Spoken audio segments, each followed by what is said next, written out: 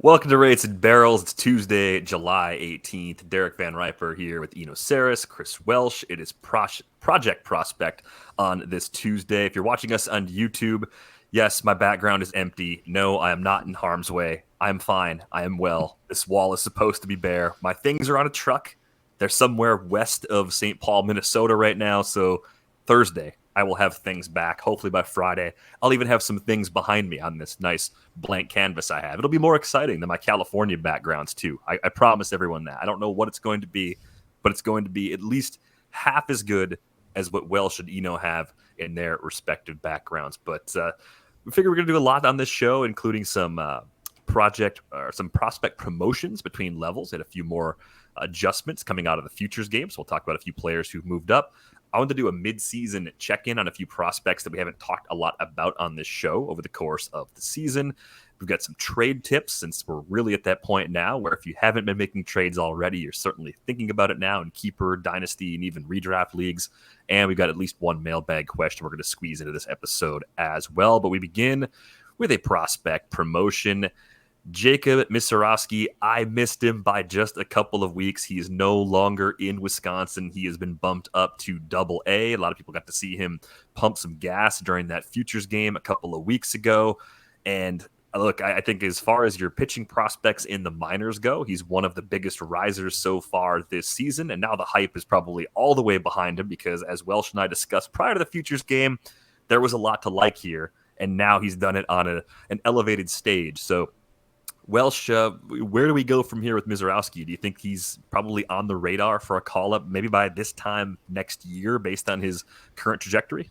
No doubt about that. I think there's even, I mean, I don't think this is going to happen, though this would be very AJ Smith-Shawver-like. There's some people that are just kind of floating around like maybe they even try to push a little squeeze in this season. You know, maybe he's just moving. I mean, the move he's had from high A to double A is wild. They gave him 6 starts at high A and he's now moving up to double A. That, you know, there could be elements of maybe he can help in the bullpen now. Maybe we'll want to get him some of those looks early on that you can bring him up and have a rotation spot. But maybe take all of that aside. I 100% think this is a guy that we're looking at next year. You know, I mean, age-wise makes sense. He's going to move at least 3 levels. I think he's going to be one of those players we might see in the Arizona Fall League so they can push those innings up a little bit. Probably nothing crazy. He had, like 2 innings, I think, in 2022. He's up around close to 50 this year.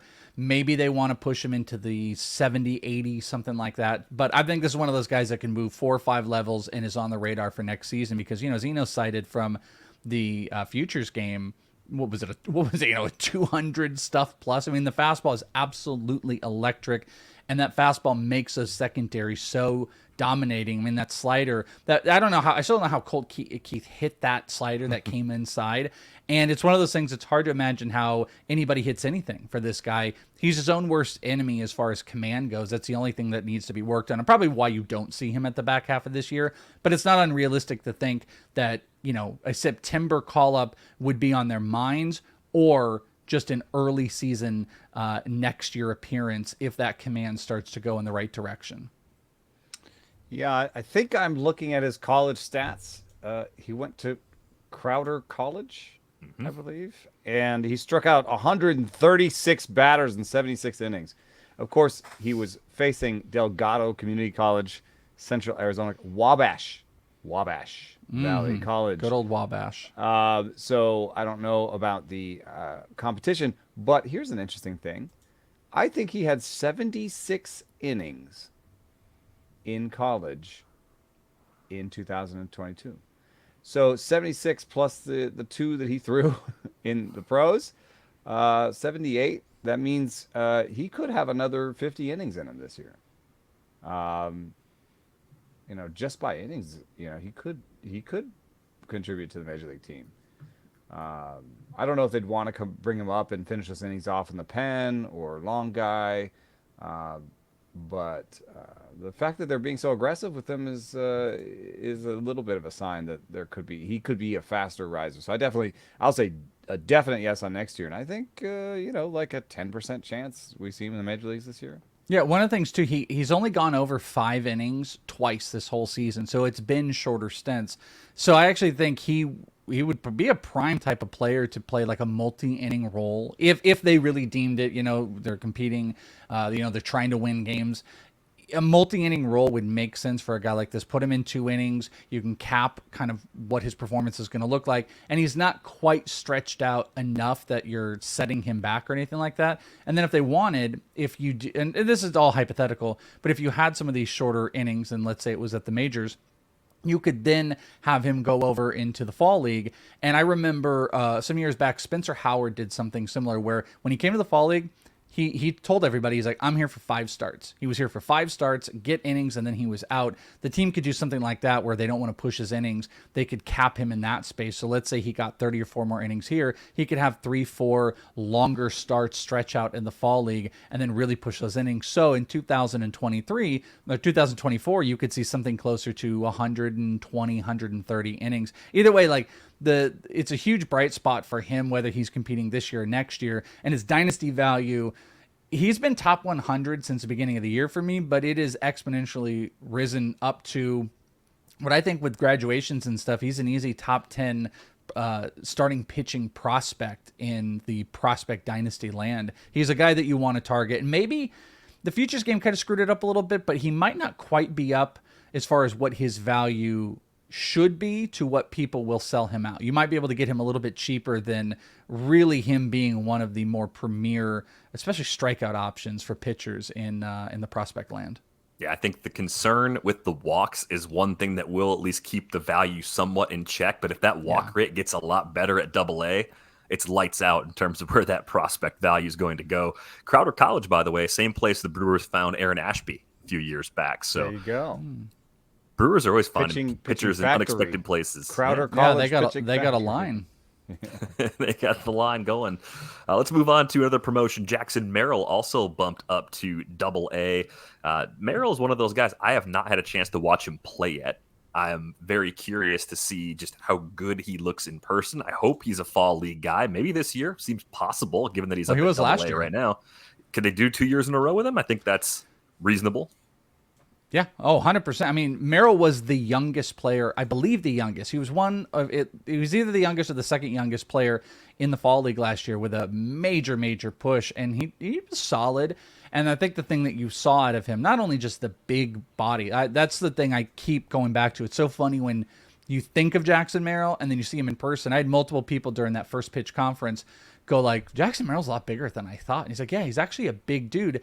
And one of the big changes he started to work on while he was there was lifting the ball, was trying to hit for more power. I mean, he's a really solid contact hitter, makes really smart moves, veteran moves, not afraid to, go across the plate, punch it opposite field. That's been in his game. I think he's a very mature hitter. This year, it's been about developing more power, and we've actually we've seen that at high A. He had 10 homers, which is 4 more than he had across 2 years in the minor leagues with the Padres. 10 stolen bases, 10 homers, 50 runs, with the lowest K rate in non-complex ball, 12.3. He's not walking enough, which that's probably going to be part of his game. But right now, just in what I've heard and talked with him in spring training, there's a lot more launch angle lift in his game to try to tap into that power. That is part of the development. And we haven't seen an insane amount of backtracking on his batting average. So those are things that you're going to want to look for when you do see him. AA is a good aggressive punch. And it is interesting, the rumors and the trades, if the Padres were to make something, Merrill is the big piece. And, there's a showcase element to all of it, maybe seeing what you really have out of him. But Jackson Merrill, I think, is one of the more low-key premium prospects in the land because the stats don't quite match up to, I think, what the finished product is going to look like. Yeah, just as an aside, I mean, I think it'd be hard. Even AJ Preller having that worm in Peter Seidler's ear, he obviously does, there's whatever it is, that magic that he's got on him. I don't think that he can convince ownership to buy with a 44-50 record in a similar situation. I think in 2019 they sold small pieces. And so I doubt Merrill leaves town, in an Ohtani deal or something like that. I just don't think that's happening for the Padres this year. More likely they trade Hader and Snell maybe, and try to add, I would say, close arms. Because their pitching staff is going to be decimated by free agency to some extent. You don't think they have to consider trading Soto at this point? I mean, I don't know how financially they're able to bring him back. It's true. I don't think they'll sign him. I do think that they think that, if they re-rack this year, next year they can have better results. And I think that's not a crazy idea. But they would get a lot more for Soto with a year plus than they will on rentals in Hader and Snell. Unless they maybe package Hader and Snell. Even then, I think you're just hoping for a guy that might be good. Isn't Soto a free agent after this year? Because didn't they buy Soto, or is there one more year on it? I can't remember. I thought they bought Soto with a year and a half left last season. They got him with 2.5 left. He's got one more left after this season before free agency. So I mean that would mean why you wouldn't trade it, and also why you trade C.J. Abrams, DVR C.J. Abrams, and James Wood and Hassel. That's why you do all C.J. that. Abrams has been on a tear ever since you know. talked him up. Screw you. Oh man, I had to spend 30 hours in the car. Like, and CJ Abrams was raking for all 30 hours. Was he player of the week that week while you were moving? I was cursing your name on this show. Going to be a 15-25 guy at the end of the year quietly. I know. DVR is going to celebrate. Egg on my damn face. I know you guys get to talk about CES on Monday, so we're not going to revisit that. But I think there's an important lesson here as we kind of go into our mid-season check-ins where age to level can be so tricky in some ways. The aggressive promotions like we're seeing with Jackson Merrill getting this taste of AA already, it's great on the one hand because it gives us a lot of confidence that this is a big leaguer, this is a good big leaguer, and this is a potential star. But then you see it with a player like Jasson Dominguez, and when it doesn't go well right away, you start asking yourself a lot of questions. I've got Jasson Dominguez in a keeper league. Yeah, I'm looking at Dominguez right now. I've got a contending team, and I'm trying to play that game. Like, do I wait? Because he doesn't seem like he's that far away, and the ceiling's really good. Or is it a little bit misleading? Is he going to need a full season at AAA? Is his ETA actually further away than we think, despite how aggressive they've been? Not even just from a talent evaluation perspective, but from a timeline perspective. Yeah, because it's a deep enough league where even if he comes up and he's not great immediately, he still has value in a lot of keeper and dynasty leagues. It's crazy leagues. because Tyler Soderstrom, I was pointing this out on the show, that had an 86 WRC plus in AAA. So he was below average, but he's 21. So, you add those 25 points or 50 points or whatever, he looks a lot better. They weren't worried that he had a sub-optimal line in AAA, and they just brought him up to the big leagues. And they could have left him down there and not started his clock, So you look at Jasson Dominguez, 217 batting average, yuck, 105 WRC plus at 20 years old. How much of a struggle actually is that? Right. I don't think it's a problem. I just wonder do we have the ceiling still appropriately placed relative to where it was back when he signed? I mean, Welsh, when you look back at prospects that have entered the player pool and the time that you've done this work, Jasson Dominguez, the hype on him is probably about as high as any international free agent ever. Is that a fair statement to make? Yeah, I mean, before him was like the great disaster of Kevin Maitan, that was like the big crazy one. But yeah, I mean, there's been, I'm trying to think. I mean, Wander was pretty big, but Wander came on a little bit later. Yeah, no, I mean, Jasson was the biggest before he even became pretty stat nice side. hype right now. Yeah, I mean, he's on there, but I think there's also like this temperedness to it. Dominguez is a weird one because there were a lot of he might be up mid this year. He had a poor AFL, though he hit the ball really hard. I counted multiple times he had just missed. The very first night, actually, he missed a homer because the wind had brought it back, and he absolutely tattooed a ball. I've got on my Twitter. But the contact rates have been consistently bad through the AFL into this year that, it's going to be... I don't even know if it's going to be impossible for him to live up to the hype. Because something I've been saying for Dynasty people for a long time, there was a point about a year and a half ago where a lot of prominent, fantasy prospect people were just like, Jasson Dominguez is done. Outside the top 100, don't worry about him. Tim Robinson, I'm not worried about it. Get out of here. Get him out. But the problem is when he does start to click at any point, the hype is immediately back. That's what makes him extra valuable. Last year was really good though. Between A and high A to have basically a 40% better than league average at 19 years old. At really at good. high A, yeah, at high A. But the minute he's gotten to double A, he had 306 at high A last year. But from the AFL on, I don't know if there's been a point where he's hit like over 250. The strikeouts got worse. The ground ball rate, I think, went up a bit from his double A time, the little tiny stint he got last year. He's getting the ball in the air, but I think he's just still maturing into it. But to your point, what's interesting about him is like, I also think he's going to be a guy that is going to take some time to adjust at the major leagues as well. So, when you're looking at what do I potentially have out of him, even if his clock is like 6 months away, it might be like a year and a half until things really start to click. But I do think he's showing signs of that elite prospect, of that prospect that everybody got crazy about and hyped up. When you start to look at, like, even in the struggles, you're seeing some of those counting stats. You're seeing him run a crazy amount he ran early on in the year. And you're seeing him still tap into some of that power. 11 homers, 25 stolen bases while hitting 217. Well, start to dream on, okay, this is a guy that has, maybe 20 points higher of a career BABIP.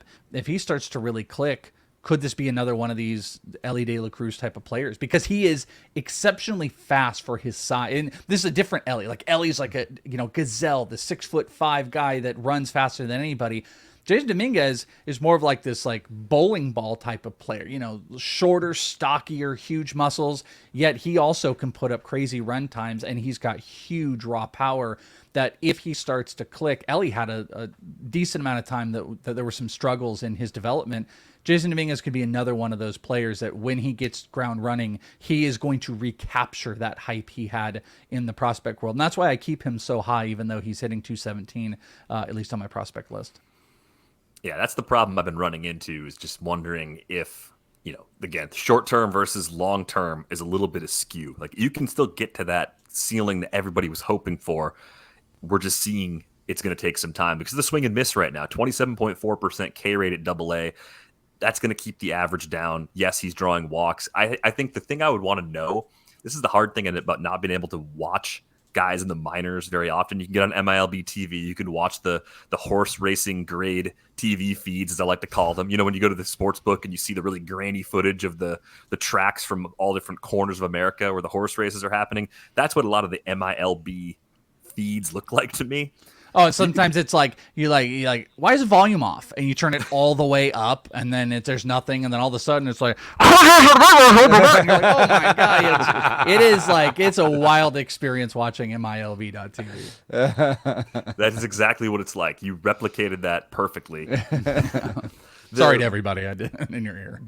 So the thing I would wonder about with Dominguez is he striking out that much because of holes, or is he striking out that much because he's running counts too deep? When I see a walk rate as high as his walk rate, I assume that he's working counts longer than he should. He's probably not swinging at pitches that he could drive, or waiting for a better pitch and then maybe not getting it in some cases. I think that would be the most likely explanation for how he'd walk that much, but also strike out that much alongside of it.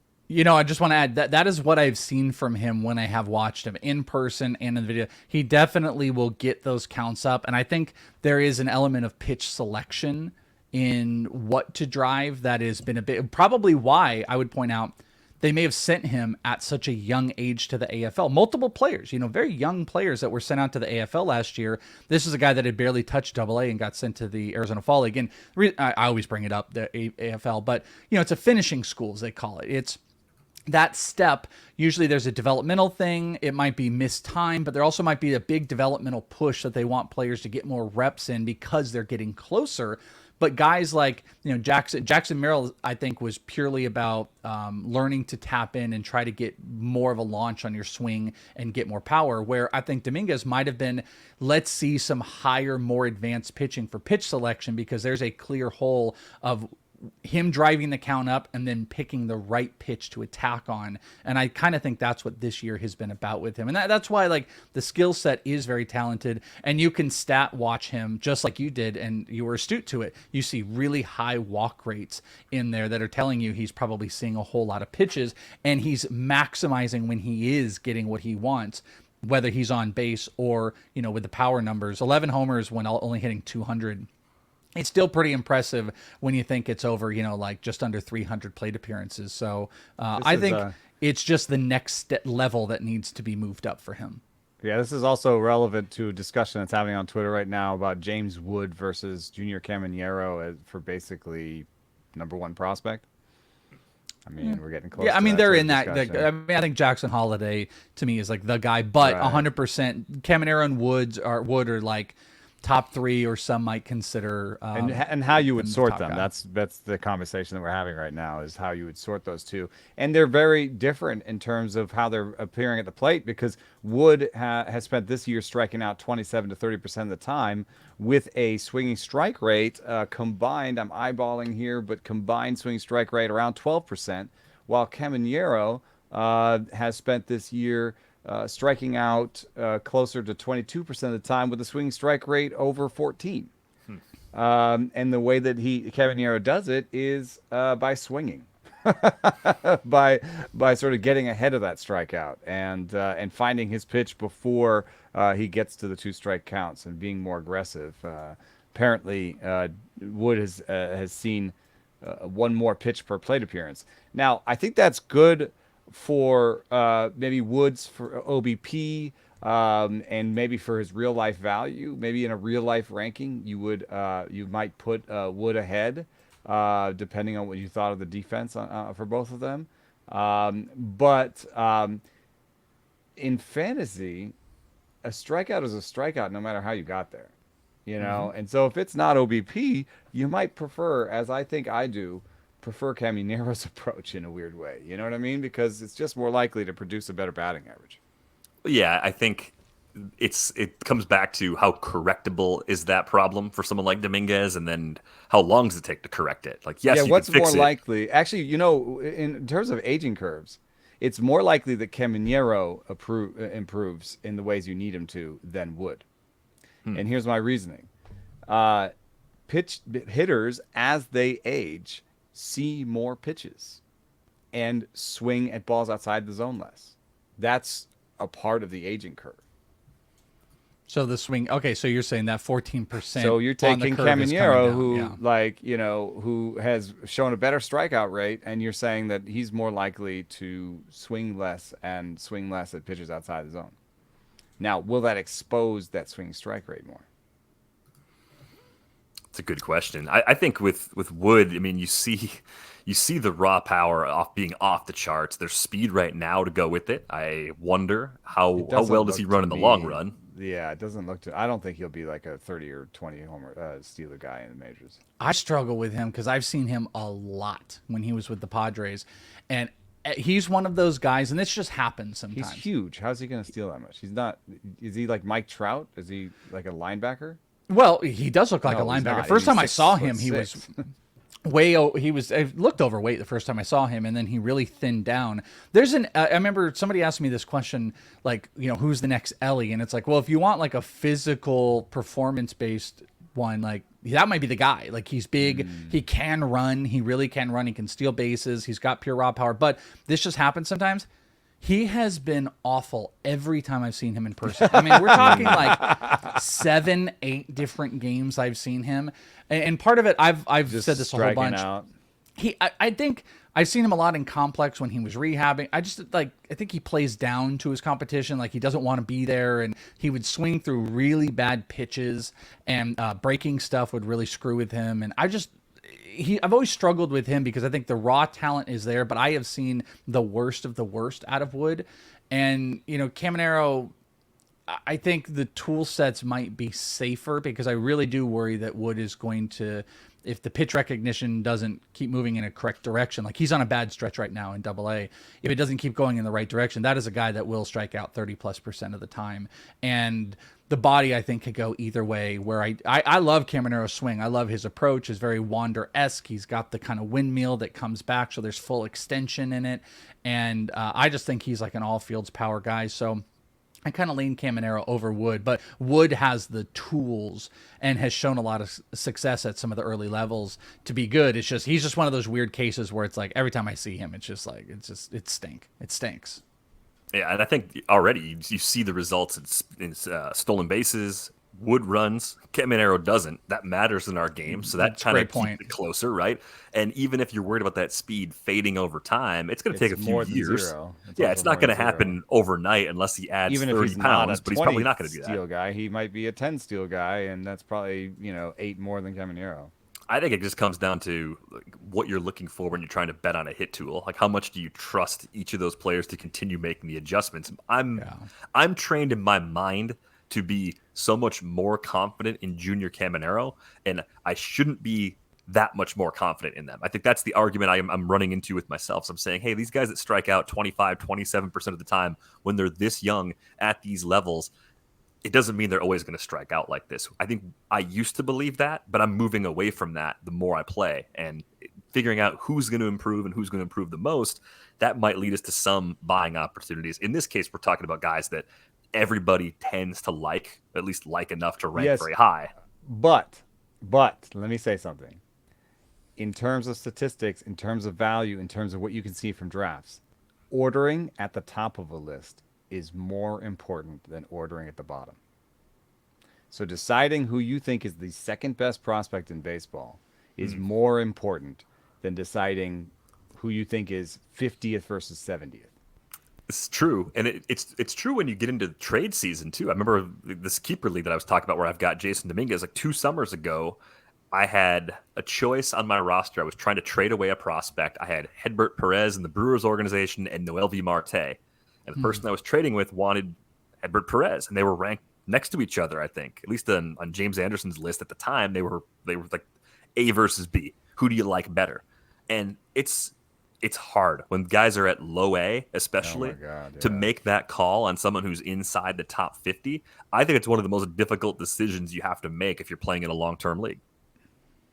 Yeah, I agree with that. And I tend to be the type of person, kind of back to what Eno was, I tend to, as a prospect person, I tend to sell prospects way more than anything else. But I am a pain in the ass when it comes to the tippy top. And I think that's what, like Eno's saying, I think it is incredibly important to have a really good gauge on what the high end is because you will find, for me, it is exponentially harder to trade with me for the top 10 prospects than it is me giving up more of a 20, a 30, and a 40. I've been fleeced in some trades before on prospects. I remember last year I bought Spencer Strider in a league, and I had to give up James Wood, and at that time I didn't have him top 10. I had to give up a couple other pieces in it, but I'm just more likely to move out of that range than I am those guys that are at the very tippy top that exemplify that really high-end talent. And in this case, like my own experience, I would probably still trade James Wood, even though he's a top 10 guy, than I would Caminero. He was an A-ball guy.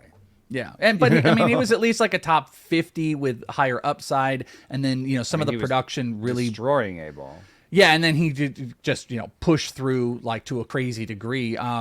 If you're betting on the tools, and that's the other thing, because there's hit tool, which I tend to really focus on, and then there's just tools.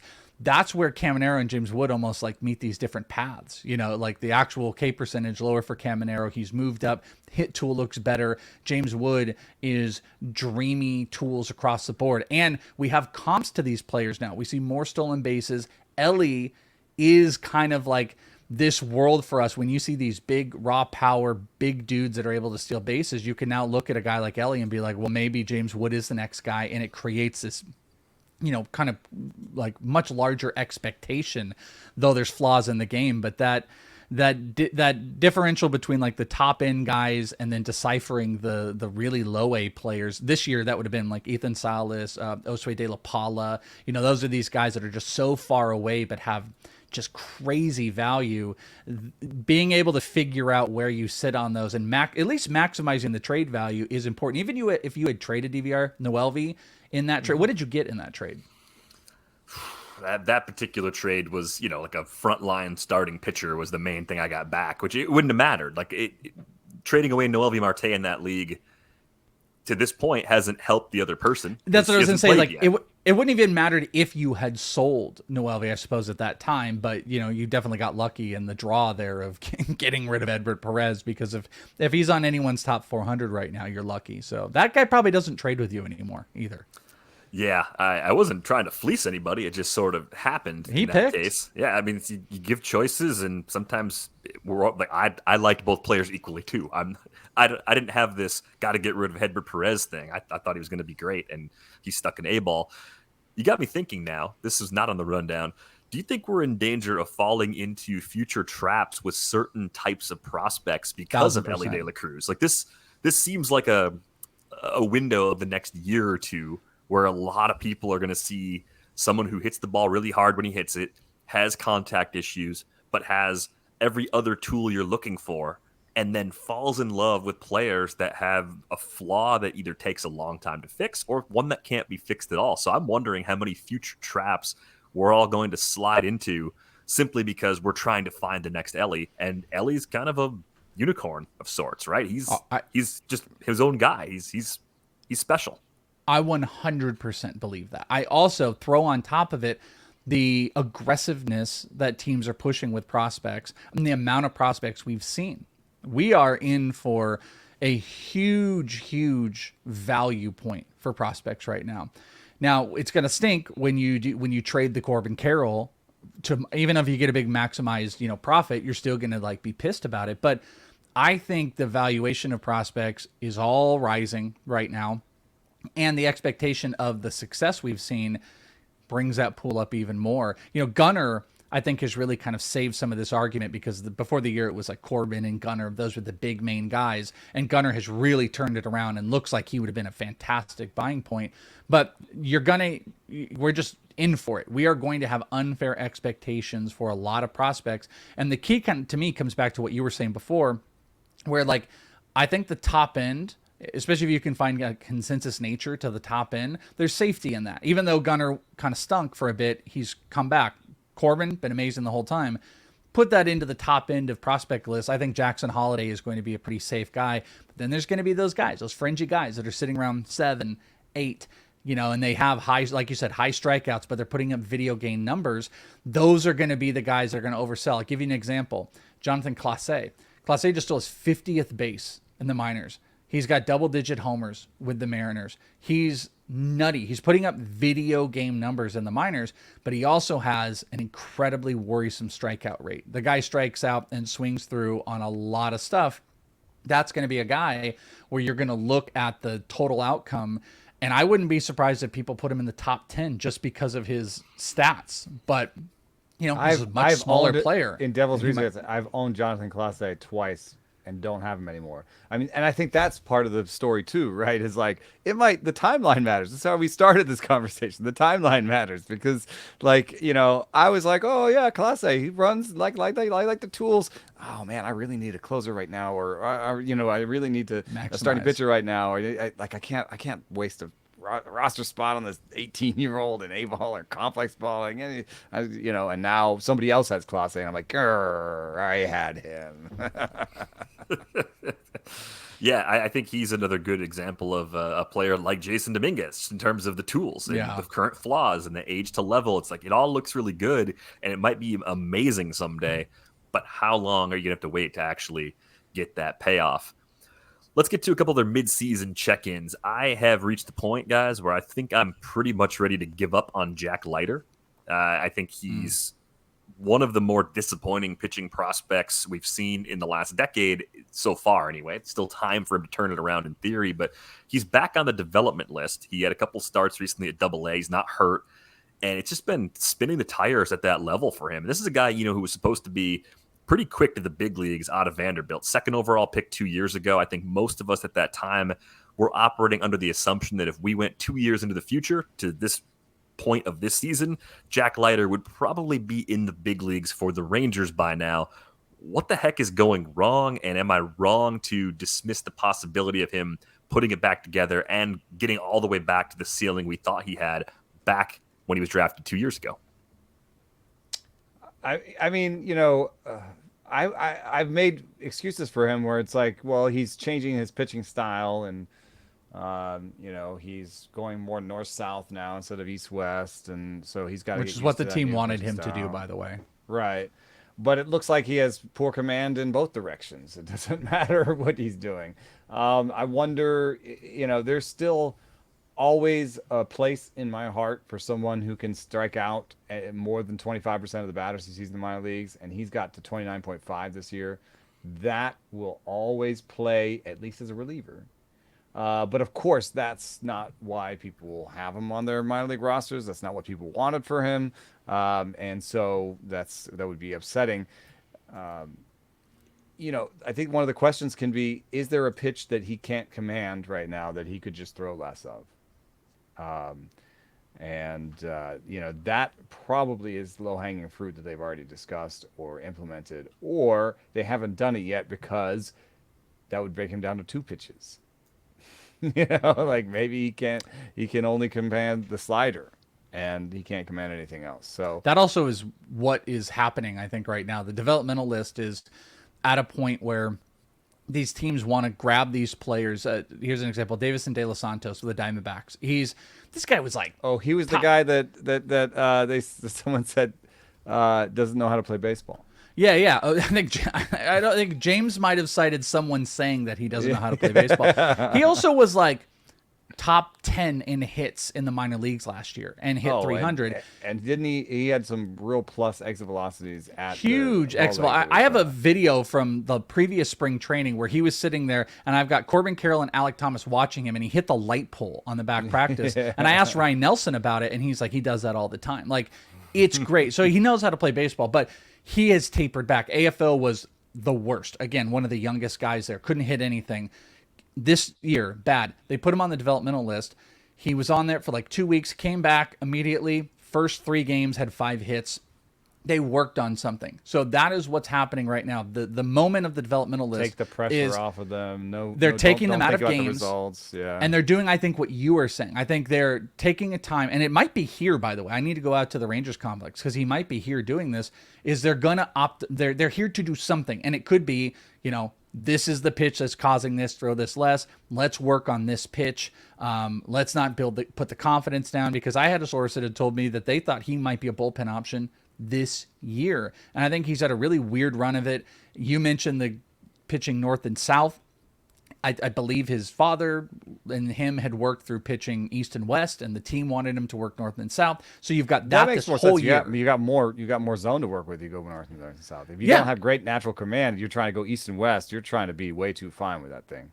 So you got this organization that has kind of tinkered with him. Also, they didn't even let him pitch, at the beginning when he was drafted. There's been so much tinkering going on with him over the last year and a half. Put him on the developmental list, hopefully optimize something. So the key to your point here, and why I also refuse to give up on him because of that fastball, is what does this look like off of the developmental list? Do we see a new pitch? Do we see the usage change? And what will the results reap?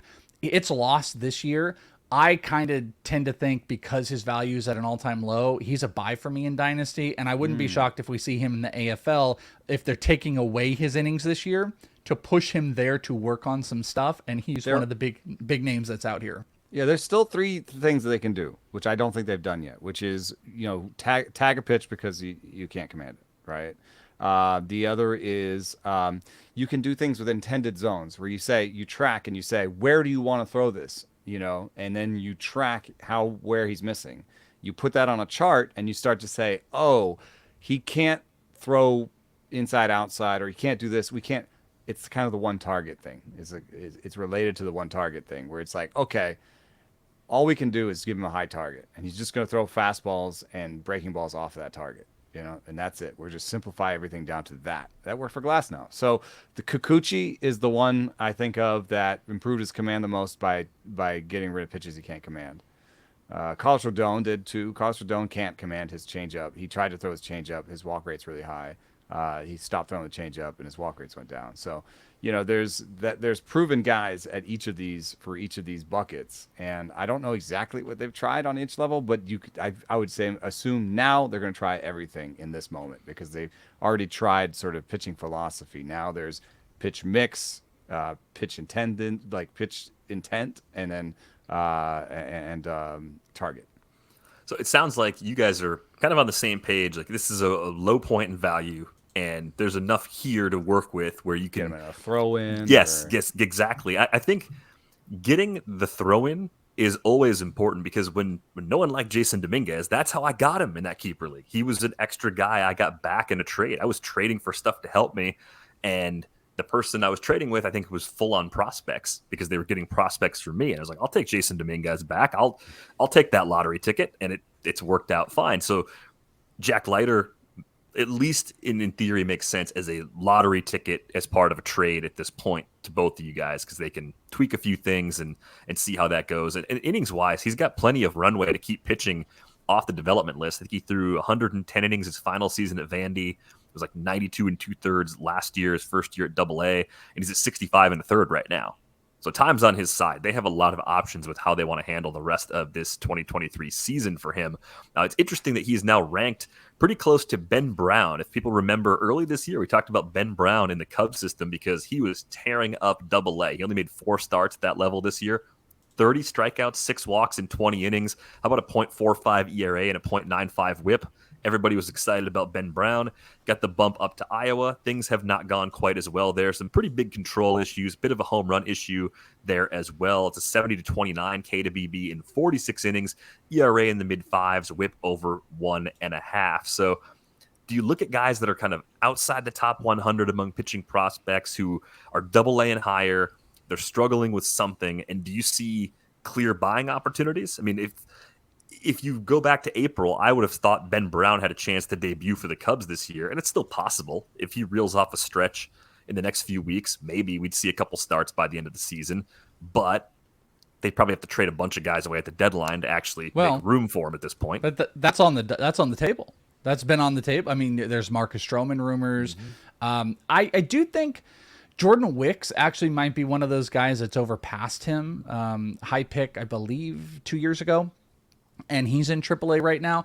But I think if they do move off of these, you're going to see both of these guys. I think the command is the biggest worry with him. Big strikeouts, but 6 walks per 9 kind of make him less of an option. If I'm looking to invest in later this year, not to turn it into this, but I teased on yesterday's episode of a pitcher that I was looking at that I'm pretty intrigued with. And off air, Eno and I were talking about it, and you're kind of with me. But you know, where I might have been on Ben Brown earlier in the year, a guy that I'm actually looking at right now is Bryce Jarvis with the Arizona Diamondbacks. And one of the reasons his last start was so fascinating to me, and this is, and I'm trying to tie this a little bit to Ben Brown because I'm completely changing the narrative here, DVR, so I apologize. But like, it's gotten worse for Ben Brown. So how are things going to get better? Bryce Jarvis has had a really weird kind of season and a half. But his last start, he had really good results, and we're seeing those big pitch mix changes.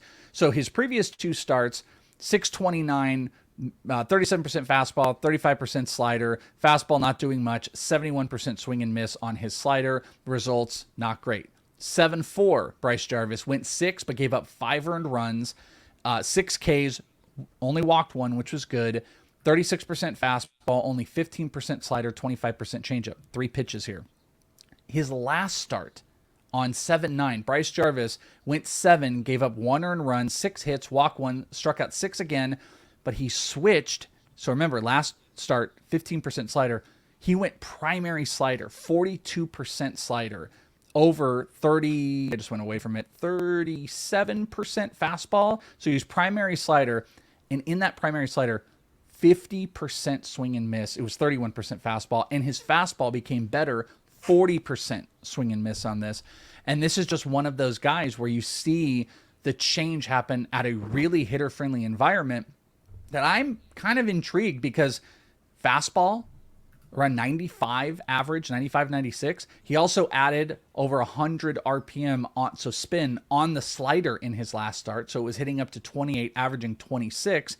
And I think the velo was up a little bit. So you've got all those positive changes. And then after the show, Eno confirms to me that Bryce Jarvis is also kind of a stat head. And this might be things he's paying attention to. So those are sometimes those little like things that you're looking for if you're looking for production on the back half of the year, as cool as a guy like Ben Brown has been, that you might have more of a diamond in the rough in a guy like Bryce Jarvis.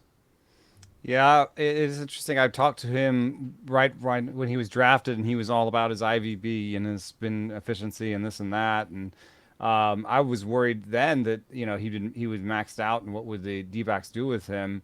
I don't know that they've found the best way forward for him, because I'm looking right now and his stuff plus on his fastball is 78. And yes, he benefits from throwing the slider more often, and that's definitely his best pitch. But that just makes me think that he might be slated for the bullpen in the long run. So Possibility, yeah. When you start to see those 40 and 50% slider rates, that's what like every reliever in the Giant system is doing. So it kind of seems to me like a preparation for an Arizona team that does need help in the bullpen. So if he comes up and he can push that fastball velo even further in short stints, I would definitely take notice. One last thing, and I still have Ben Brown over him. Last thing that I have on Brown is just there's a little bit of a Hunter Brown thing going on here for me, where I'm seeing enough location plus in the minors to suggest that the walk rate isn't telling the whole story. And we just talked about the sort of 3 or 4 different things you can do with a pitcher to affect their command. It's not actually changing their natural command; it's just sort of mitigating it. And I see some evidence of doing this. So his location plus in his last start, 75. That's awful. That is straight. That's reliever. That's like a terrible. That's Aroldis Chapman, right? And then the start before that, 123 location plus in 20 pitches. Okay, well, what's going on there? 93 the one before and 39 pitches, 88 pitches on June 20th, and 86 pitches on June 14th for Ben Brown with a 110 location plus combined, 109. So it's up and down. And I think that the walk rate doesn't quite tell the whole story. I think that there is a combination of pitches, an approach, whatever it is that can work for Ben Brown, and I'm gonna bet on that profile a little bit more. Yeah, and just for what it's worth, of course, being in Iowa doesn't see the extreme environments of the PCL. Sees St. Paul, Omaha, Memphis, Indianapolis, Nashville, places like that. So it's not having to deal with the altitude adjustments quite the same way as other prospects. Yes, but I think that turned off at the All-Star break. Is that right? Is that what they did this year? There's so many differences in levels in the rules and pre-tacked balls and automated balls and strikes. It's fun zone. I think there was a change mid-season. I need to verify that, but it's so many details to keep straight. Unreal. Yeah. Still a lot to like, though, with Ben Brown, even though it's been a bit of a bumpy adjustment for him at AAA so far. Last player to talk about today. We'll get more trade tips in. It's game to game. Well, I knew the rules at the beginning of the week versus end of the week were different to start the season, but I didn't know if they changed something for the rest of the season. The ABS systems will be used in AAA and Low A Florida. Some games will be full ABS, which use ball and strikes solely determined. Others will be ABS challenge games. Yep. Challenges, I think, for the weekends, and it was non-challenge during the week. The first 3 games of each series will be played using full ABS. The latter 3 will be without. Yeah. So, wow. But is that all season? The reason they're doing that, it makes sense, actually, because they're testing it, right? So they want to get a lot of people to pitch in ABS and a lot of people to pitch in non-ABS and see what, it makes sense that way. But just imagine living through that. I wonder if all those bad starts, Ben Brown is just freaking out about the ABS or something. You never know. But one more player to get to before we sign off. This is a question we got in our mailbag from Andrew. Andrew wanted to know, did the Rockies take on extra risk by drafting Chase Dollander? Now, if you know a little bit about Dollander, as a prospect out of the University of Tennessee, really lost his slider during his final season there, and that sort of enabled him to fall a bit down in the first round. Still, I think 10th overall is where the Rockies took him. Numbers are correct. Again, numbers a little wonky for me right now. The question was basically this.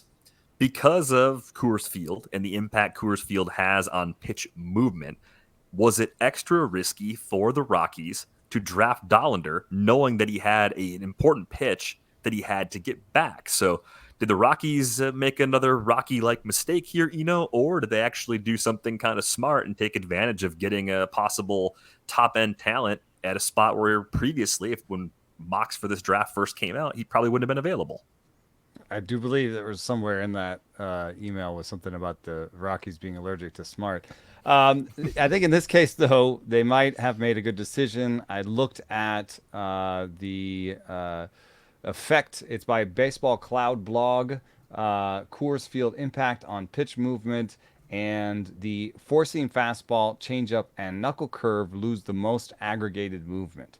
So it's murder on four-seam fastballs. You lose 3 inches of vertical movement pitching in Coors. And in fact, we've covered this on the show before because Joe Musgrove, it looked like his ride was down on his fastball, but it was all Mexico City. And so, this is definitely a thing that it kills four-seamers. But the pitches least affected by altitude are cutter and slider. And I believe that's because there's Magnus movement. Four-seam fastball is Magnus movement. It's, trying to counteract the effects of gravity. And it's spinning like this or like this. So the curve and the four-seam are both using Magnus movement, whereas cutters and sliders, sometimes they benefit from not having movement. If you think of what a gyro slider is, and so they're not affected as much. Maybe sweepers are affected. This was pre-sweeper, this research. Maybe sweepers are affected, but there are at least types of cutters and sliders that work there.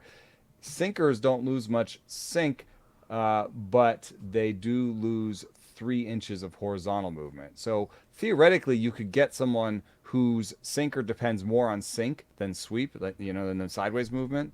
And you could get somebody with a sinker and a gyro slider, and they would be least affected by Coors. So there's at least a chance that Dollander is not affected by Coors in this way.